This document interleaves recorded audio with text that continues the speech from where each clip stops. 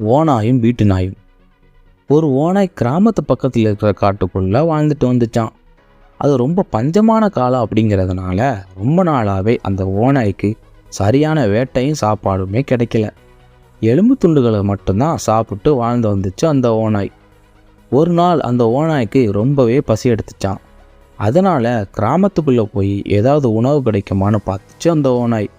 அங்கே நிறைய வீட்டு நாய்கள் இருந்ததை பார்த்துச்சு.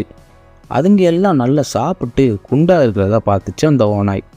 இந்த நாய்களுக்கு தினமும் நல்ல சாப்பாடு கிடைக்கும் போலன்னு நினச்ச ஓநாய் ஒரு வீட்டு நாய்கிட்ட போய் பேசிச்சான். நீங்கள் தினமும் வேட்டையாடுவீங்களா?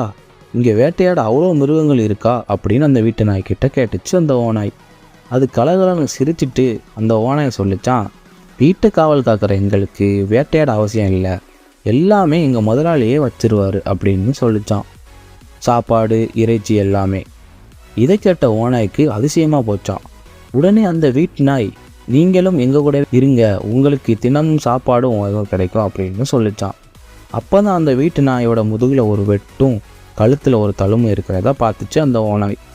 உடனே அந்த ஓநாய் அந்த நாய்கிட்ட கேட்டுச்சான், இந்த தழும்பும் வெட்டும் எப்படி வந்துருச்சுன்னு. அதுக்கு அந்த வீட்டு நாய் சொல்லிச்சான், ஒரு நாள் சேட்டை செஞ்சதுனால எங்கள் முதலாளி ஒரு தடியை வச்சு அடிச்சிட்டாரு, அதனால தான் ஒரு வெட்டு விழுந்துச்சுன்னு சொல்லிச்சான். தினமும் ராத்திரி நாங்கள் வெளியே போகக்கூடாதுன்னு எங்களோட கழுத்தில் சங்கிலியை போட்டு கட்டி வச்சுடுவாங்க, அப்படி வந்தது அந்த தழும்பு அப்படின்னு சொல்லிச்சான். அப்போ தான் ஓநாய்க்கு புரிஞ்சுதான், எவ்வளோ உணவு கிடைச்சாலும் தனக்கு இருக்கிற சுதந்திரம் இந்த வீட்டு நாய்களுக்கு கிடையாது அப்படிங்கிறத உணர்ந்துச்சான் அந்த ஓநாய். உடனே நல்ல உணவு கிடைக்கலாலும் பரவாயில்ல, தனக்கு இருக்கிற சுதந்திரம் தான் நமக்கு பெருசு அப்படிங்கிற புரிஞ்சுக்கிட்ட அந்த ஓநாய் திரும்பவும் காட்டுக்குள்ளே ஓடி போயிருச்சான்.